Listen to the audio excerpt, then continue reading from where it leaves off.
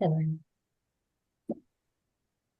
ఓం ఈషేత్వోర్జేత్వా వాయవస్తదేవో వః సవితా ప్రార్పయతు శ్రేష్ఠతమాయ కర్మణ ఆప్యాయత్వమజ్ఞాయ ఇంద్రాయ భాగం ప్రజావతీరణమేవ అయక్ష్మా మావస్థేన ఈశత మాఘశంసో ధ్రువ అస్మిన్ గోపతౌ స్యాత బహ్వీర్యజమానస్య పశూన్ పాహి. ఓం నమస్తే అండి అందరికి. ఓం నమస్తే అమ్మా. అది భావార్థం చదువుతారా? చదవండి. మనుష్యైః సదైవ ధర్మ్యం పురుషార్థమాశ్రిత్యేర్వేద అధ్యయేన గుణగుణినౌ జ్ఞాత్వా సర్వపదార్థానాం సంప్రయోగేన వేదాధ్యయనేన గుణగుణినౌ జ్ఞాత్వా సర్వపదార్థానాం సంప్రయోగేణ పురుషార్థసిద్ధియే శ్రేష్టతమాభిః క్రియాభిః సంయుక్తైర్భవితవ్యం యత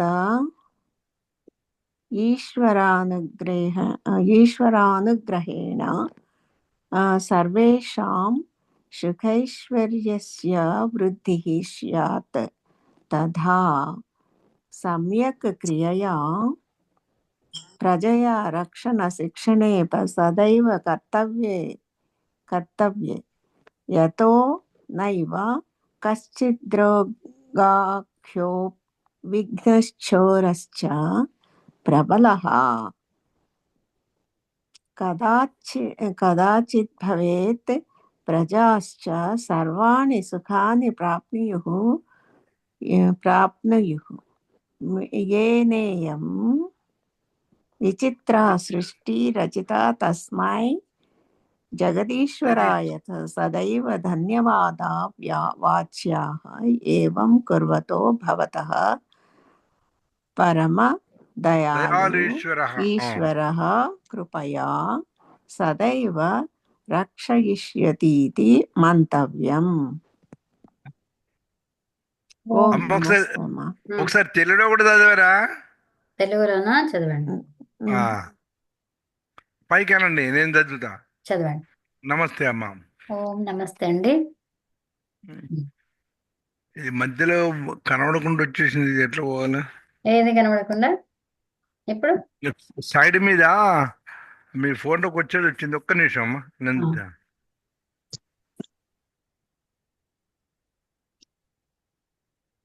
యాక్చువల్గా ఈ పదార్థం ఎందుకు, భావార్థం చదవండి.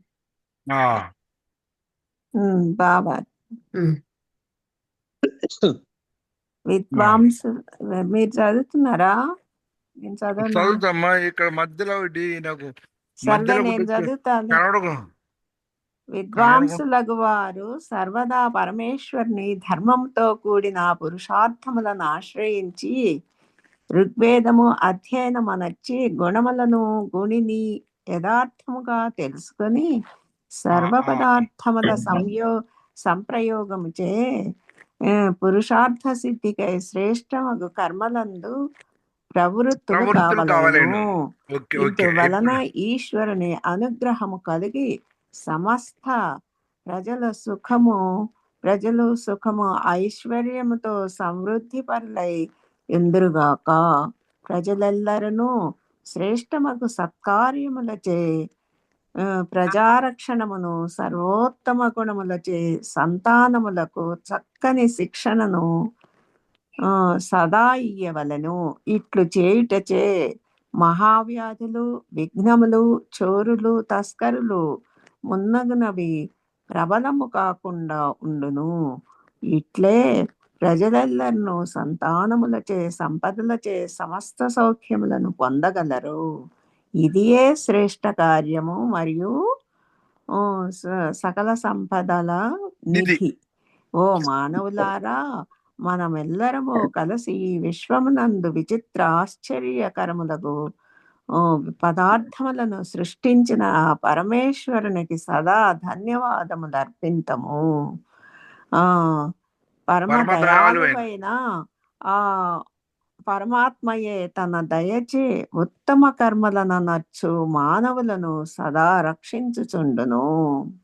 ఓం ధన్యవాదాలు. నమస్తే. అందరికీ నమస్తే. ఓం అండి. నమస్తే. నమస్తే. ఇక్కడ సరే. భవేయుహు అని చెప్పారుగా, అది లోట్లకారమా? భవేయుః విధిలింగ్. విధిలింగ. ఏకారము ప్రధాన పురుష ఏకవచనం బహువచనం. మన శోభనాద్రి గారు, ఆ, ఇక్కడ ఏకారం వచ్చింది అంటే విధిలింగ్. అన్నిట్లో ఏ ఏ ఏ అని వస్తుంది. ఉమ్. ఇప్పుడు భవే ఏకారం వచ్చింది కాబట్టి అది విధిలింగ్. అంతే అంతే. బండ గుర్తదిగా అది వచ్చిందంటే కథం. ఓకే. సో నిన్న మనము లోట్లకారం గురించి అటు వస్తే లోట్లకారం. లోట్ల అదే ఒక నిమిషం ఆగండి.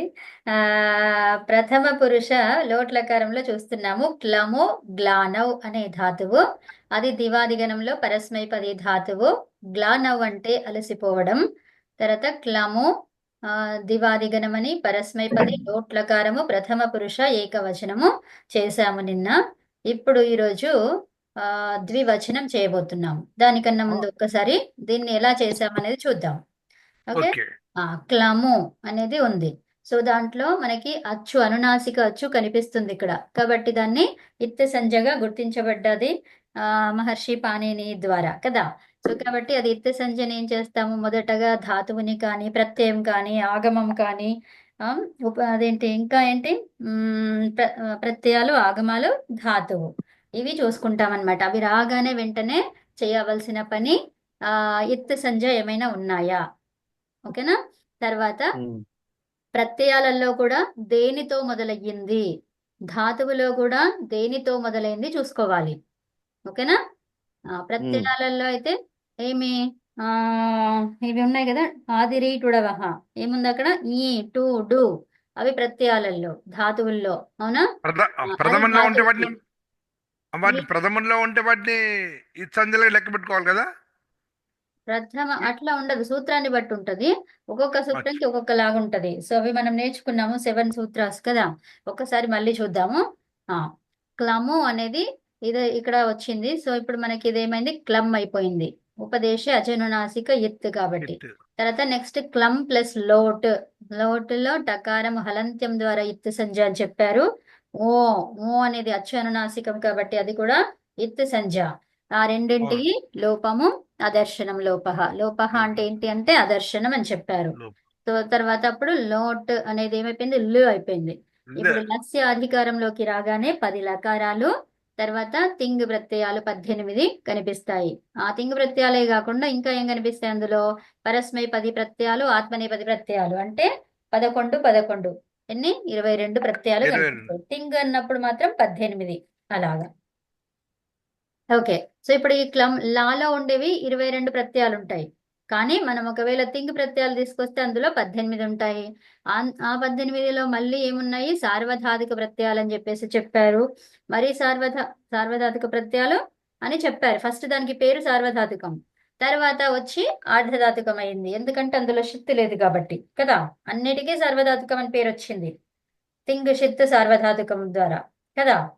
కానీ అందులో షిత్తు లేదు కాబట్టి అది ఆర్ధధాతుకమైంది. అట్లాగే పరస్మైపది మొత్తము అన్ని 18 ప్రత్యయాలకి పరస్మైపది అని పేరు వచ్చింది. ఆ తర్వాత మళ్ళీ దాన్ని భాగాలుగా చేసినప్పుడు అది పరస్మైపది అని, ఇది ఆత్మనేపది అని మళ్ళా డివైడ్ చేశారు, ఓకేనా. అయితే ఇప్పుడు మనం కర్తరి ప్రయోగం చేస్తున్నాం కాబట్టి షెప్ని తీసుకొచ్చాము. అయితే ఆ షెప్ని తీసుకొచ్చినప్పుడు అది ఎక్కడ పెట్టాలి అంటే ఏమన్నారు, కర్తరి షెప్ చేస్తున్నావు, తర్వాత ఈ ధాతువుకి ఏదైతే తింగ్ ప్రత్యయం ఉందో దానికి మధ్యలో వచ్చేది షప్ ప్రత్యయము, వికరణ ప్రత్యయం అని చెప్పారు కదా.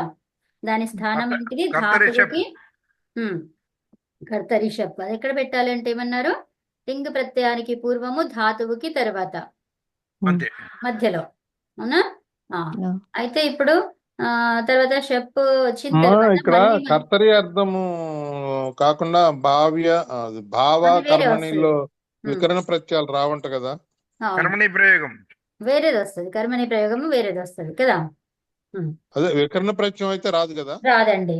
అవును, ఉమ్, ఏమొస్తుంది? అది యక్ వస్తుంది కదా. కర్మనిలో భావంలో అయితే ఏమొస్తుంది? యక్ వస్తుంది. యక్ ఎప్పు ఏంటిది? అది వికరణ ప్రత్యయమా? కాదు కదా. ఎక్ ఉమ్. ఎక్ తర్వాత ఎక్ ఆ, ఆ, ఆ. సరే, ఇప్పుడు మనకి షన్ దివాదిగణం చేస్తున్నాం కాబట్టి షన్ తీసుకొచ్చాము. దానికి షప్పుకి అపవాదంగా షన్ వచ్చింది. అయితే అప్పుడు ఏమైంది? క్లమ్ ప్లస్ యా ప్లస్ తి. మనం తి ప్రత్యయంని చూడగానే ఈ తింగ్ ప్రత్యయాలన్నీ కూడా అన్నిటికీ తింగ్ ప్రత్యయాలే, కానీ మళ్ళీ లకారం నువ్వు ఏం చేస్తున్నావు అనేది గుర్తుపెట్టుకోవాలి. సో లోట్ లకారం చేస్తున్నాం కాబట్టి ఏమైంది? అది ఇది తి అనేది, తిప్ అనేది లోట్ ప్రత్యయం అయిపోయింది. ఇప్పుడు ఇక్కడ తి అనేది తింగ్ ప్రత్యయం ఏమైంది? అది లోట్ ప్రత్యయం లోట్ కాబట్టి దాన్ని ప్రత్యయం మార్చుకోవాలి. లోట్ ప్రత్యయం. లోట్లోకి మార్చుకోవాలంటే ఏం చేయాలి? ఇకారానికి ఉకారం వస్తుంది ఏరుహు అనే సూత్రం ద్వారా. అవునా? ఉమ్, తర్వాత అదేమైంది? క్లమ్ యా ప్లస్ తు అయింది. తర్వాత క్లమ్ ప్లస్ యా ప్లస్ ఇక్కడ తుహ్యోస్తాతంగ. తు అనేది కనిపించగానే మనకి ఇంకో సూత్రం గుర్తు రావాలి. తుహ్యోస్తాతంగాశిష్యన్యతరస్యాం అనేది ఒక సూత్రం ద్వారా ఏమైపోయింది? అది తాతంగ్ ఆదేశమైంది తూకి. అవునా? తూకి ఏం ఆదేశమైంది? తాతంగ. తాతంగ్ ఆదేశమైంది. సో తర్వాత తాతంగ్ వచ్చేసిన తర్వాత ప్రత్యయం రాగానే ఏం చేయాలి? ప్రత్యయం రాగానే ఏం చేయాలండి? అనుబంధ లోపం. అనుబంధ లోపం చేయాలి. సో అప్పుడు మిగిలింది ఏంటి? తాత్. ఓకే, సో క్లమ్ ప్లస్ యా ప్లస్ తాత్. ఇప్పుడు మళ్ళీ ధాతువుని చూసుకుంటున్నాము. ఈ ధాతువుకి పక్కనేముంది? షన్ ఉంది. షన్ అంటే ఏంటి? షిత్. అవునా? షిత్ ఉంది, ధాతువు అనిపిస్తుంది మనకి. ఏముంది? ధాతువు కనిపించగానే ఏమొస్తుంది? అది స్టివు క్లము చమాం దీర్ఘ శితి. అవునా? దీర్ఘ అనేది మనం పెట్టుకున్నాం అక్కడ. సో స్టివు క్లము చమాం శితి అని ఉందన్నమాట సూత్రం కదా. సో దీర్ఘం చెయ్యాలి అనేది అనువృత్తిని తీసుకొచ్చుకొని మనం ఇష్టమున్న చోట్ల పెట్టుకోవచ్చు అది. ఓకేనా? ఎందుకంటే మనకి సంస్కృతంలో ఇక్కడే పెట్టాలి అక్కడే పెట్టాలని రూల్ లేదు కాబట్టి ఎక్కడ పెట్టుకున్నా ఏం కాదనమాట. అది అనువృత్తి కాబట్టి ఇంకా అది ఎక్కడ పెట్టినా కూడా ఏం కాదు, అర్థమయ్యే విధంగా ఉంటే చాలన్నమాట. ఓకే, సో ఇప్పుడు మనకి సో క్లమ్ అనేది ఏం కావాలి? షిత్ పరములో ఉంది కాబట్టి క్లామ్. క్లామ్ య ప్లస్ తాత్, ఇంకా మొత్తం కలిపేస్తే క్లామ్యతాత్. అంటే అతడు అలసిపోవుగాక అని చెప్తున్నాం. అతడు అలసిపోవాలి అని చెప్తున్నాం అనమాట. ఓకేనా? అతడు అలసిపోవాలి అని చెప్తున్నాం. గాక అవసరం లేదు అక్కడ. తర్వాత ఏంటి? ఇది అన్యతరస్యం అన్నాం. అన్యతరస్యం అంటే ఏంటి? అన్య రూపము కదా. ఆశిషి అర్థంలోనే వస్తుంది. ఆశిషి అర్థం అంటే ఏంటి మరి? అప్రాప్త వస్తువు గురించి కోరిక. అవునా? తర్వాత ఏం చెప్పుకున్నాము? క్లమ్ ఇది అప్రాప్త, అదేంటి మనకి ఇది వేరే అర్థములో అని చెప్పుకున్నాము. అంటే మరి ఈ అర్థం కాకుండా ఇంకో అర్థం ఉన్నది కూడా ఉంటది కదా ఖచ్చితంగా. సో అదేంటి? అది దానికి పైన ఎంతవరకు ఆగామో అక్కడి నుంచి అదే రూపం అన్నమాట. సో ఇప్పుడు క్లమ్ అనే ధాతువు ఉంది, యకారం మిగిలింది, తూ వరకు చేసాం మనం. అవునా? తర్వాత క్లమ్ తర్వాత షిత్ రెండు కనిపిస్తే ఏం చేయాలి? దీర్ఘం రావాలి కదా. ఏంటది? 3 ధాతువులకి. ఏమేం ధాతువులవి? క్లమ్, అచాం, అచ్. అచ్ అనే ధాతువుకి దీర్ఘం రావాలన్నమాట. సో అప్పుడు ఏమైంది? క్లామ్యతు కదా. క్లామ్యతు, అతడు అలసిపోవాలి. దానికి ఉదాహరణగా ఒక వాక్యం చూసుకున్నాము. రాముడు రావణునితో యుద్ధం చేస్తున్నప్పుడు అలసిపోకుండుగాక, అలసిపోవద్దు అని చెప్తున్నాము కదండి.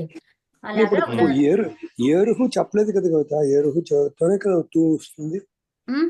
ఏరుహుతో చెప్పారు. ఆల్రెడీ పైన తుహ్యోస్తాతంగికి పైన నుంచి అన్నాను కదా. సో ఇది అన్య రూపం అన్నాం కదా. అన్య రూపానికి పైన మనం ఎంతవరకు రాసుకున్నాము? క్లమ్ ప్లస్ యా ప్లస్ తూ. అది చెప్పకుండా ఇది రాదు కదా. తూ లేకపోతే తాతంగ్ రాదు, తూ ఉంటేనే తాతంగ్ వస్తుంది కదండి. మరి ముందు తాతంగి చెప్పి ఇప్పుడు తూ చెప్తున్నారా మళ్ళీ? ఇప్పుడు అన్యతరస్యం అని తెలిసిన తర్వాత కదా నీకు ఇంకో రూపం ఉందని తెలిసేది కదా. అంతేనా? ఫస్ట్ తూకి ఆదేశము తాతంగ్ అని చెప్పారు, అది చేస్తాము. చేసిన తర్వాత ఓకే అక్కడ మనకి ఆ సూత్రంలోనే చెప్తున్నారు ఏమని అన్యతరస్యం అన్నది చేసినాక మళ్ళీ అది కంప్లీట్ చేసి మళ్ళీ పైకి వెళ్తాం. ఓకే ఓకేనా? ఉమ్, పైకి వెళ్తాం ఇన్ ద సెన్స్ ఆ సూత్రం లేకుండా ఎంతవరకు వచ్చిందో అది చూసుకొని అదంతకి ఆపేస్తాం ఇంకా కదా. ఓకే అది ఆ ఓకే రూపం అన్నమాట. ఓకే యా ఆశషి అర్థం చెప్పొద్దు అనుకుంటే ఆశషి అర్థం ఏంటి? అప్రాప్త వస్తువు గురించి కోరిక అన్నమాట. ఆ కోరిక లేదు ఇంకా నువ్వు దాని గురించి నువ్వేం చెప్పట్లేదు అని అనుకున్నప్పుడు క్లామ్యత వరకు ఆగిపోతే సరిపోతుంది. ఓకే అది ఓకేనా? సో ఇప్పుడు దానికి ఉమ్. దీర్ఘం ఓకే వచ్చేసి క్లామ్యతు అయిపోయింది. ఇక్కడ ఏంటి దీర్ఘం ఎక్కడ రావాలి? ఆ షిత్తుకి పరములో ఉన్నటువంటి పూర్వం ఉన్నటువంటి షిత్తుకి పూర్వం ఉన్నటువంటి అంగానికి దీర్ఘం రావాలి. దేనికి? ఇంటికి అంగానికి. పూర్వం ఉన్న అంగానికి ఓకే. సో ఇప్పుడు ఏకవచనం అయిపోయింది, ద్వివచనం చేస్తున్నాం ఇప్పుడు మనము. అవునా? ఉమ్.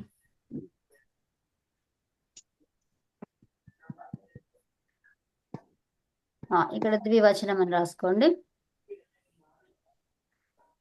లేకపోతే మీ 6 రాసేసుకోండి. ఓకేనా?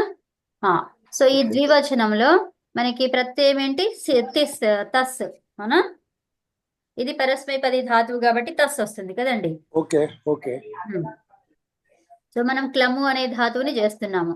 సో ఈ క్లము ధాతువు ఏమైపోయింది? క్లమ్ అయిపోయింది. అవునా? అనుబంధ ఓకే లోపాలు చేసిన తర్వాత క్లమ్ క్లమ్ అయిపోయింది. ఆ తర్వాత క్లమ్ ప్లస్ తస్. తస్ ద్వివచనం కాబట్టి తస్ కదండి. ద్వివచనం అవును దీంట్లో పరస్మైపదం అని ఫస్ట్ చెప్పుకున్నాం మనం కదా. ఈ అవును ధాతువు ఏం ధాతువు? ఎలాంటి ధాతువు? పరస్మైపది ధాతువు. అవునా? తిప్పు తస్ జీలో ఇప్పుడు తిప్పి చేసాం తస్ చేస్తున్నాం ఆ ఉమ్, నమో ప్లస్ తస్ తస్ తర్వాత మనకి తస్ వచ్చింది అంటే మనం ఏం ప్రయోగం చేస్తున్నట్టు? ద్వివచనం ప్రయోగం పరస్మైపది ద్వివచనం కర్తరిషు కర్తరి ప్రయోగం చేస్తుంది. 3 ప్రయోగాలు కదా. ప్రయోగం అనగానే కర్తరి ప్రయోగం. కర్తరి ప్రయోగం కర్తరి. సో ఓకే కాబట్టి షెప్ వస్తుంది. ఈ షెప్ అవును వచ్చిన తర్వాత మనం గణం ఏం చేస్తున్నాము? గణము దివాది దివాది గణం. తస్సు కనిపిస్తుంది. తస్సు కనిపించగానే మనం ఏం చేయాలి? అనుబంధ లోపాలు చేయాలి. ఫస్ట్ చూడాల్సింది ఇత్తు సంజ అనుబంధ లోపాలు ఏం అవును చేస్తారు? అనుబంధ లోపాలు తర్వాత దానికి అదేం అవుతుంది ఏం అవ్వతలేదు అని చూసుకొని ముందుకెళ్ళాలి. చెప్పండి. అవును తస్త ఇప్పుడు సాకారము లోపం అవ్వాలి కానీ నతుస్మ విభక్తో ఉత్తమం అండి. తుస్మహ లోపం అవ్వదు లోపం అవ్వండి. అవ్వదు కాబట్టి ఏం చేస్తాము మనం?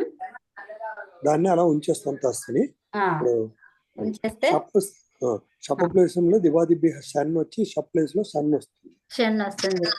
తర్వాత మనం ఏం లకారం చేస్తున్నామో గుర్తుపెట్టుకోవాలి. ఏం లోట్ చేస్తాం? లకారం. లోట్ లోట్ చేస్తున్నాం లకారం. సో లోట్ లకారం కాబట్టి ఇక్కడ ఏం రావాలి మరి? హస్తులో ఉమ్, లోటు లింగ్ అవుతా. లోటో లింగ్ కాదు లంగ్. లంగవత్ లోటో ఏంటి? లంగ్ అవుతా. లోటో లంగ్వత్. లింగ్ అని చెప్తే తప్పైపోతుంది. లోటో లంగ్వత్. లంగ్కి వేరే సూత్రాలు, లింగ్కి వేరే సూత్రాలు. తప్పు చెప్పొద్దు కదా. సో ఓకే లంగ్. లోటో లంగ్వత్ ఏంటిది? లోటో లోటో లంగ్ లంగ్. లోట్ లకారం చేస్తున్నాం కాబట్టి లంగ్వత్. లంగ్ లకారంలో వచ్చేటువంటిది వస్తుంది అనమాట. ఆ లంగ్ లకారంలో ఏమొచ్చింది? తస్సుకి లంగుల కారణంలో తస్సుకి తమ్ తమ్ తామ్. తామ్ తామ్ తామ్. ఓకేనా? ఉత్తమం. ఏంటి? చెప్పండి ఒకసారి. తస్తమిపాం తాం తం తామహ. సో ఇప్పుడు ఏమైంది ఇక్కడ? షన్ వచ్చి ఇది తామ్ ధాతువు. వచ్చింది. ధాతువు క్లమ్. తర్వాత ఇక్కడ షిత్. ఇదేమొచ్చింది? ఇక్కడ షిత్. షిత్ కాబట్టి అదేం షిత్ కావాలి? కాబట్టి ధాతు అంగంలో దీర్ఘంగా రావాలి షిత్ వచ్చింది కాబట్టి. ఎవరిదో క్లాము మ్యూట్ అవ్వాలి. పెట్టేసుకోండి అమ్మా, లేకపోతే అందరిని మ్యూట్ చేసేనా? చేసేద్దాము. మీకు ఎవరికైనా మాట్లాడాలనుకుంటే మళ్ళీ చేయండి, అడగండి, అదే అన్మ్యూట్ చేసుకోండి. సరేనా? అనంత్ గారు ఏదో చెప్తున్నారు, చెప్పండి. ఇది షిత్ అయింది కదా, కాబట్టి అది దానికి దీర్ఘం రావాలని ఎలా అర్థమైంది? అది అంగంలో దీర్ఘం రావాలి. ఎలా అర్థమైంది? షిత్ కాబట్టి అంగానికి దీర్ఘం వస్తుంది. ఎలా సూత్రం? సూత్రం క్లమ్ తోనే స్టార్ట్ అవుతుంది. క్లము చము అచానా దీర్ఘ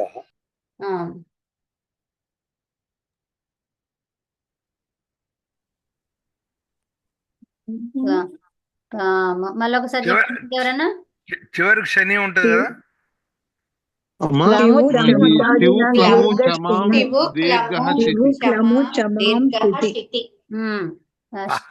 స్టివు క్లము చమాం దీర్ఘ దీర్ఘ శితి శితి దీర్ఘ అని చెప్పుకుంటే సో ఇది ఓకేనా. దీర్ఘ. దీర్ఘ శితి శితి దీర్ఘ. శితి అనేది అంతవరకు సూత్రము, దీర్ఘ అనేది అనువృత్తి అన్నమాట. అది గుర్తుపెట్టుకోండి.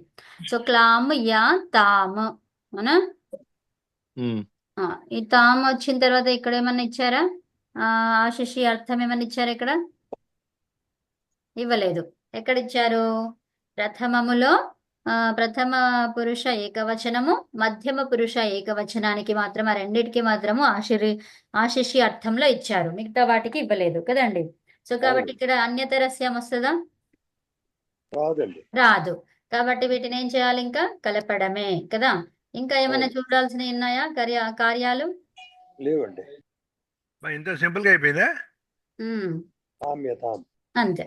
అమ్మా ఇక్కడ షన్ ప్రత్యయం ఇది షిత్ వచ్చిందా, షప్ వచ్చిందా? క్లామతాం వచ్చింది, క్లామ్యతాం రాలేదు. నేనే తప్పు ఎలా చేశాను. క్లామతం వచ్చింది? ఎలా వచ్చింది? వచ్చిందిగమ్మా. మా హల్లంతా పోయి అక్కడ ఆకొస్తుంది. ఇది 2 రూపాలు ఇచ్చారండి. క్లామతాం ఇచ్చారు, క్లామ్యతాం ఇచ్చారు. అంటే ఒక సబ్బులో అయితే క్లామతాము, ఇది షన్లో క్లము అయితే ఇంకో క్లామ్యతాం. సూత్రం ఏదో ఉందండి. ఈ క్లము విభాషగా అది షప్ ప్రత్యయం విభాషగా వస్తుంది అని ఇంకేదో సూత్రం ఉన్నట్టు.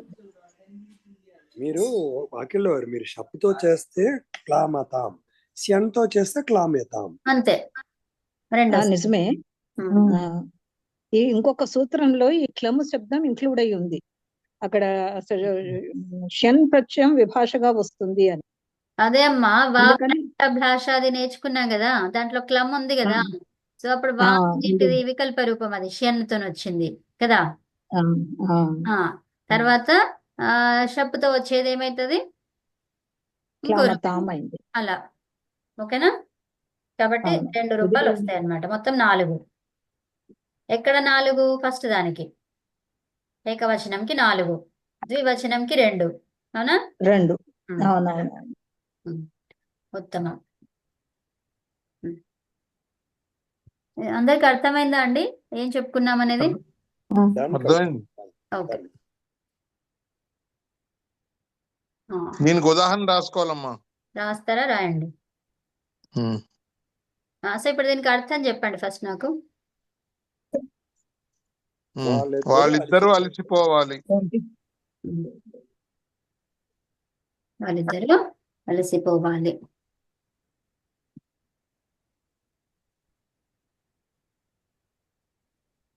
తౌ దౌ క్లామతాం క్లామ్యతాం.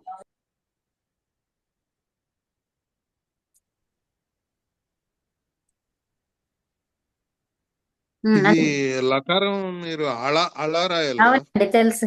అదే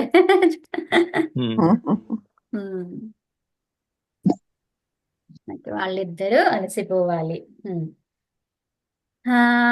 నెక్స్ట్ ఒక ఉదాహరణకి తౌ అవునా. వాళ్ళిద్దరు అలసిపోవాలి అని చెప్పడాన్ని ఏం చెప్తాం మనం? తౌ దౌ క్లామ్యతాం.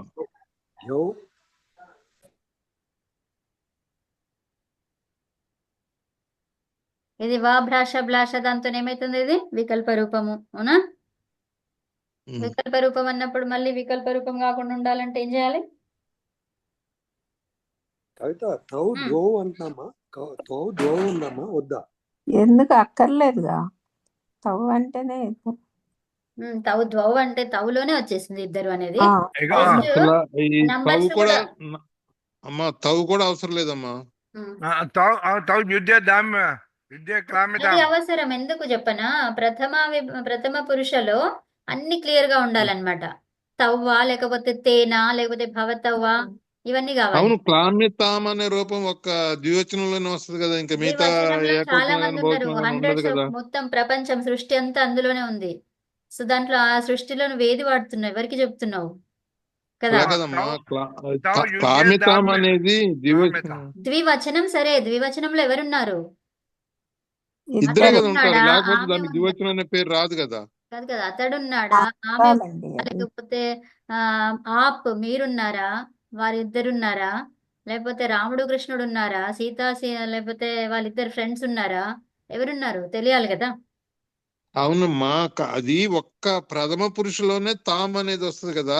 ఇప్పుడు మిగతాది మధ్యం పురుషులో, ఉత్తమ పురుష ద్వివచనాల్లో రావు కదా అది. మీకు అర్థమైతలేదు. మీ ప్రశ్న ఏంటిది? అంటే ఇప్పుడు వాళ్ళు ఇక చెప్పేది తవ్వు అంటే అవసరం లేదు, క్లామ్యతాం అంటేనే తవ్వు ఇంప్లైడ్ అని అంటున్నాను అట్లా నేను. కాదు, అట్లా కాదు. వాళ్ళిద్దరు అని అంటున్నాం కదా. నవ్వు అంటే ఎవరు ఇక్కడ? మగవాళ్ళు ఇద్దరు అనమాట. తే అంటే ఆడవాళ్ళు ఇద్దరు. ఉమ్. అర్థమైందా? వాళ్ళిద్దరు అర్థమైంది. మీరు లింగాలు అవన్నీ చెప్తున్నారు, అర్థమైంది. లింగాలు తర్వాత అన్ని వస్తాయండి అక్కడ. మొత్తం ఇక్కడ మనకి త్వం అహంకి అవసరం లేదు. అది ఏం పెట్టకపోయినా ఖచ్చితంగా అర్థమవుతుంది. అక్కడ వాళ్ళు తప్ప ఇంకెవ్వరు లేరు అక్కడ. ఉమ్. ఉమ్. ఇక్కడ వాళ్ళిద్దరే ఏంటి? ఉంటారు. మొత్తం ఇక్కడ సృష్టి మొత్తం ఇక్కడే ఉంది కదా. ఓకే అమ్మా, అలాగే. ఉమ్. అమ్మ తౌ యుద్ధ క్లామ్యతాం తౌ యుద్ధే నా క్లామ్యతాం. నా క్లామ్యతాం. లేదంటే తాం తాం, అవునా? అలా కాదు, సరి చేసుకున్నారు మీరు ముని గారు, లేకపోతే నేను ప్రశ్న వేద్దాం అనుకుంటున్నాను నేను. నువ్వు వేస్తావని చెప్పినా ఎంబడే డిఫెన్స్ వచ్చేసింది చేసిన కదా. పక్కన. అదే పక్కన సో మార్చి. ఏకవచౌ యుద్ధే నా క్లామ్యతాం. ఓకే, నెక్స్ట్ బహువచనం చేస్తే మేడం అమ్మా. మేడం, మీరు ఒక్కసారి అష్టాధ్యాయ ఓపెన్ చేసి దీనికి వేరే సూత్రం ఏదో ఇచ్చారు, ఒకసారి చూడండి. దేనికి? ఒక నిమిషం చూద్దాం. దీనికే ద్వివచనానికే వాళ్ళు క్షమామష్టానాం అదే మరి. దీర్ఘహస్యాన్ని అన్నారు మరి. అది కూడా క్షమామష్టానాం దీర్ఘహస్యనితో వస్తది. ఓకే, అక్కడ శని వచ్చింది కదా, శని ఒక నిమిషం. కానీ ఇక్కడ మనం చెప్పుకున్న సూత్రం ఇవ్వలేదే మరి, స్టివుకులము అన్నది చెప్పుకున్నాం కదా. చెప్తా వినండి, ఒక నిమిషం ఆగండి.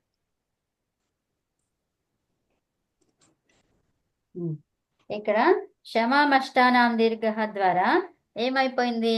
ఇది మనకి షిత్ పరములో ఉంటే అది, అవునా? నువ్వు ఏది తీసుకొస్తున్నావు షిత్ పరం అంటే చాలు. తర్వాత క్షమామష్టానాం దీర్ఘ శని అన్నాం. అక్కడ షన్కి మాత్రమే పరిమితం అది. అర్థమైనా? ఇప్పుడు నువ్వు షన్తో చేస్తున్నప్పుడు దాన్ని తీసుకొస్తావు. ఓకే, ఇది కూడా తీసుకురావచ్చు. ఎందుకు తీసుకురావచ్చు? నీకు డైరెక్ట్ అది క్లం ధాతువు గురించే చెప్తుంది. నేను అదే చెప్పాను, ఇక్కడ 3 సూత్రాలు వస్తాయి. ఏమేమి వస్తాయి? క్షమామష్టానాం దీర్ఘహస్యని. ఓకే, క్షమామష్టానాం దీర్ఘహస్యని ఒకటి. ఇంకోటి ఏంటి? స్టివు క్లము. స్టివుతోనే వస్తుంది. స్టివు క్లము అదంతా వస్తుంది, అదొక సూత్రం. ఇంకోటి ఏంటిది? అదేంటి? వా అనే దానికి వికల్ప రూపం, అవునా? వా అనే సూత్రం ద్వారా వికల్ప రూపం. ఇవి రెండింటి ద్వారా దీర్ఘాలు. ఏదైనా వాడచ్చు సూత్రం అయితే. ఏదన్నా వాడచ్చు, కానీ ఏది బలీయమైంది? ఇప్పుడు నువ్వు స్టివు క్లము అది తీసుకుంటావా, లేకపోతే క్షమామష్టానాం దీర్ఘ తీసుకుంటావా? అది కూడా బలీయమైంది. 8 ధాతువులకి నువ్వు దీర్ఘం చెయ్యు అంటున్నారు, షన్ చేస్తున్నప్పుడు మాత్రం, అవునా? ఇది షన్కి పరిమితం. ఇది స్టివు క్లము అనేది దేనికి పరిమితం? అన్నిటికీ జనరల్ అది. సో ఇప్పుడు జనరలైజ్డ్ తీసుకోము కదా, షన్ చేస్తున్నప్పుడు క్షమామష్టానాం తీసుకుంటాం. ఓకే, ఎప్పుడైతే షప్పు అవన్నీ చేస్తుంటావో, వేరేవి చేస్తుంటావో అప్పుడు ఇది తీసుకుంటావు, స్టివు తీసుకుంటాం. అర్థమైనా? సో అట్లా అప్పుడు మనం ఇక్కడ స్టివుక్లమే తీసుకున్నాం కదా. ఇక్కడ ఏది తీసుకుంటాము? షన్-తో చేస్తున్నాం కాబట్టి మనకు శితి పరంలో ఉన్నది ఇది కదా. అప్పుడు క్షమామష్టానం దీర్ఘ శని అనే తీసుకోవాలి. అది కానీ మనం చెప్పుకున్నప్పుడు స్టివుక్లమే చెప్పుకున్నాం. సో దట్ ఈస్ మనం మార్చి చెప్పాలి. Okay, right. ఇక్కడ మార్చాలి. ఇంకొకటి కూడా ఉంది కాబట్టి అది మార్చాలి. ఫస్ట్ దీంట్లో మీకు దాంట్లో చెప్పుకున్నప్పుడు మాత్రం అదే రాసాము. ఫస్ట్ స్టార్టింగ్ లో మీకు నియమాలు చెప్పినప్పుడు కదా. ఇక్కడ 3 సూత్రాలు ఉన్నారు, ఇప్పుడు 2 చెప్పారు. మరి 2 చెప్పినాను కదా. ఇంకొకటి వా భ్రాష బ్లాష అది ఉంది కదా, అదేంటిది? వికల్ప రూపం అని చెప్తుంది అది. ఓకే. అవునా? క్లమ్కి వికల్పంగా అక్కడ ఉన్న ధాతువులు 8 ధాతువులు ఉన్నాయి కదా, ఆ 8 ఆ, ధాతువులకి వికల్ప రూపము షన్ ఒకటి షప్ ఒకటి కదా. ఏవి అవును. వికల్ప రూపం? అన్నిటికీ కూడా 8ంటికి షన్ అనేది వికల్పం. సో షన్ వికల్పం అయితే మరి ఇంకేం కావాలి? అన్నిటికీ వచ్చేది ఏంటిది? చెప్పు. షప్. సో షప్. కాబట్టి షప్ రూపం వస్తుంది అనమాట. అర్థమైందా? వికల్పం కాని రూపం ఏంటిది? చెప్పు. షప్. ఓకేనా? క్లియరా? ఉమ్. ఓకే అమ్మ. హా. సో మనం ఏమి రూపం చేస్తున్నాము అనేది గుర్తుపెట్టుకోవాలి. దాన్ని బట్టి మనం ఏ సూత్రం తీసుకురావాలి అనేది చేసుకోవాలి నిర్ధారణ. అవునా? ఓకే. ఉమ్. ఓకే, నెక్స్ట్ షప్పు బహువచనం. షప్పు చేస్తున్నప్పుడు ఇప్పుడు క్లముచము షిత్ షిత్. స్టివ్ క్లముచము దీర్ఘ అని తీసుకొస్తాం. శని అవునండి. చేస్తున్నప్పుడు క్షమమష్టానం దీర్ఘ అని శని ఏది బలమైంది అదే కదా. షిత్ అంటే ఏంటిది? షకారమిత్తు. అది ఏదన్నా షకారమిత్తు అయితే చాలు, అది నీకు పరంలో ఏముంది అవసరం లేదు.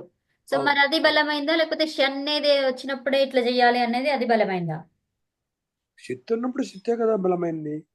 కాదు. తో చేస్తున్నాం కదా ఇక్కడ దివాది షన్తో చేస్తున్నప్పుడు అది బలమైంది ఓకే.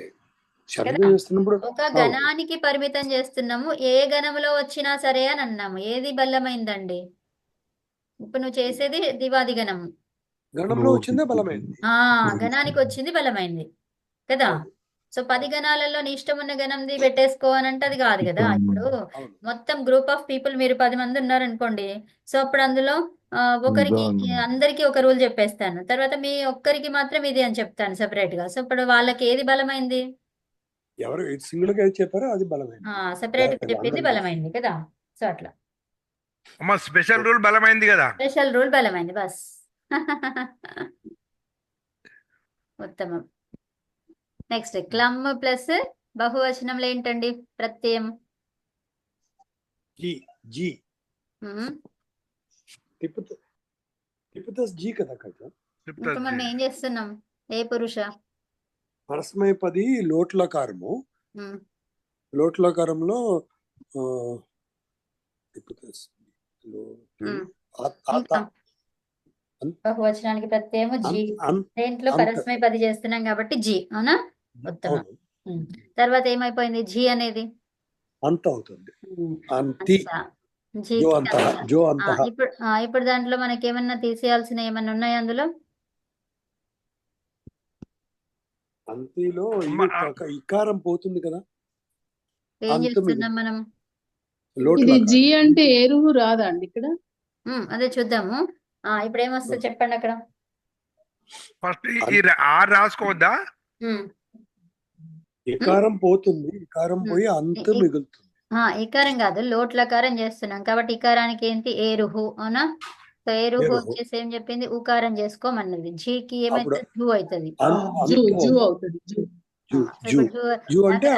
జీ నుంచి మనము ఇక్కడ అంతు తీసుకొచ్చుకుందాం. అవునా? అంతి తీసుకుందాం. ఫస్ట్ అది రాయాలి. దానికి ఆదేశం ఏంటో అది రాసుకోవాలి కదా. అంతి. ఓప్స్.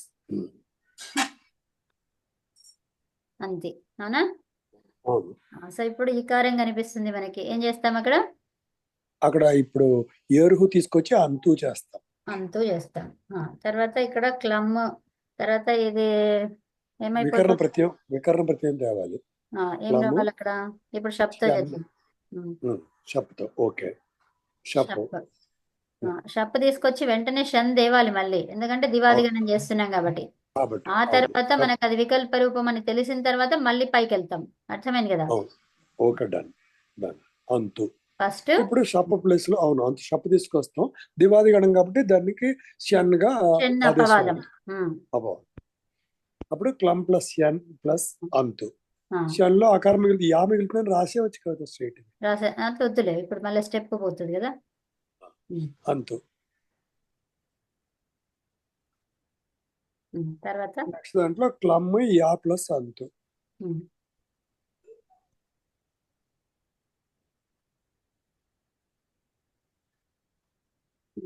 ఇప్పుడు మళ్ళీ షన్. యాక్చువల్ గా షన్ అన్నప్పుడే మనం ఇక్కడ ఇది తీసుకురావాలి. ఓకే, షన్నులో షిత్ అయింది కాబట్టి ఇక్కడ ఏం కావాలి? నెక్స్ట్ స్టెప్ లో అంగంలో దీర్ఘం రావాలి. ఎప్పుడు రావాలి అది? షిత్ అయినప్పుడు. షిత్ అయినప్పుడు షిత్ అయింది. షకారం ఇత్ అయింది కాబట్టి షిత్ అది. షిత్ అవును. కాబట్టి షిత్కి కాకుండా ఇంకొకటి ఉంది. ఏంది షన్కి సంబంధించింది ఒకటి ఉంది. అవునా? దీర్ఘహస్యని అని ఉమ్. అదేనా? సో ఇప్పుడు అదేమైంది? క్లామ్ అయింది. Clam plus yeah clam plus అయింది. 8 ధాతులు చెప్పుకున్నాం కదా, అందులో ఉందా చూడండి. షమ్ము, తమ్ము, దమ్ము, స్టివు క్లమ్ చమ్ స్టివు క్లమ్ తర్వాత చమ్ భ్రమ్ము, క్షము, తర్వాత ఏముంది? క్లమ్ అచ్చా. ఉందా? క్లమ్ తర్వాత మద్. అవునా? అవును. క్లమ్ ఉంది కాబట్టి ఇక్కడ ఏం కావాలి మనము? శమామష్టానాం దీర్ఘహస్యని అనే సూత్రం ద్వారా దీర్ఘం కావాలి. క్లామ్ క్లామ్ క్లాము అయిపోయింది. అవునా?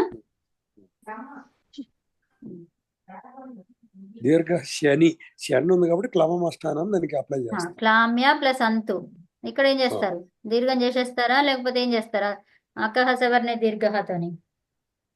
అవును ఒక్కోసారి దీర్ఘం అవుతుంది కదా ఇక్కడ దీర్ఘం అవుతుంది. మీకు తెలుసు ఇక్కడ ఏ సూత్రం? పక్కన చెప్పేసేయండి. అతోగుణే అతోగుణే అతోగుణే ఉత్తమం. క్లామ్యంతు. అవును ఈ దీర్ఘం రాదు. ఏంటిది? దీర్ఘం రాదు. ఇక్కడ ఏమొచ్చింది? వా భ్రాష భ్రాష భ్రము క్రము క్లము త్రసి త్రుటి లషః. వా అనేది ఏంటిది? ఇది ఈ దివాది గణంలో ఉన్నటువంటి షణ్ అనేది వికల్పము అని చెప్తున్నారు. అర్థమైందా? ఏంటి? వా భ్రాష భ్రాష భ్రము క్రము క్లము త్రసి త్రుటి లషః శని. అవునా? సో దాని వల్ల ఇప్పుడు ఇది ఏమైపోయింది? వికల్ప రూపం అయిపోయింది కదా. అవును ఇది వికల్ప రూపం అయితే వికల్పం లేకుండా దేంతో వస్తుంది ఇప్పుడు? అతో గుణ ఇప్పుడు మళ్ళీ చెప్పుతుంది. ఇంకో రూపం వస్తుంది. ఇది ఏ సూత్రం ద్వారా వికల్ప రూపం అయింది? 3:1:70 ద్వారా. వికల్ప రూపం దేని ద్వారా అయింది? 3:1:70. ఏంటది? వా భ్రాష భ్రాష భ్రము క్రము క్లము త్రసి త్రుటి లషః శని. ఏంటది? వా భ్రాష భ్రాష క్రము క్రము క్రము క్రము క్రము క్లము క్రము క్లము త్రటి త్రుషి త్రసి త్రసి త్రుటి లషః. ఇక్కడ అకారం లోపం అవుతుందా ఇక్కడ? మరి ఎక్కడ అకారం లోపమైంది? ఇక్కడ అంతులోకి వెళ్ళి అంతు నుంచి నేనే అతోగుణే సూత్రంలో పరాకారమే మిగులుతుంది. అది పరాకార పర రూపం ఆదేశం అవుతుంది. ఇక్కడ ఏమైతుంది? పరరూపమే మిగులుతుంది. నిన్ననే మీరు చెప్పారు కదా కదా. సో ఇప్పుడు యాలో ఉన్నటువంటి అకారం ఏమైపోయింది? పోయింది. దేంట్లో కలిసిపోయింది? ఈ ఆలో కలిసిపోయింది. క్లామ్యు క్లామ్యు ప్లస్ అంతు అయింది. ఓకేనా? క్లామ్యంతు. అతోగుణే ఏ సూత్రం ద్వారా ఇది? అతోగుణే. అతోగుణే సూత్ర సంఖ్య ఎంత? 97. 6:1:97 ప్రకారం యు అయింది ఇక్కడ. ఓకేనా? అతోగుణే రావడానికి ఇక్కడ కారణాలు కూడా ఒకసారి చెప్పరా? అతోగుణే ఏంటిది? పదం కాకపోతే అతోగుణే వస్తుంది. పదం అయితే అకహ సవర్ణ దీర్ఘ వస్తుంది. Okay thank you. అలా కాదు, అసలు నిమిత్తం వేరే ఉంది, అది చెప్పట్లా మీరు? చెప్పండి, మీరే చెప్పండి. ఏం కావాలి?